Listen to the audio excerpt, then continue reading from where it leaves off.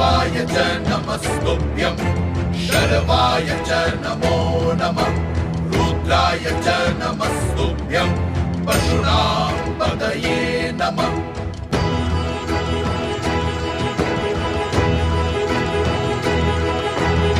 उग्राय च नमस्तुभ्यं महादेवाय वै नमः भीमाय च नमस्तुभ्यं ईशानाय नमो नमः सच्चिदानन्दरूपाय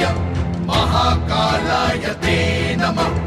ईश्वराय नमस्तुभ्यं तत्पुरुषाय वै नमः सद्योजात नमस्तुभ्यं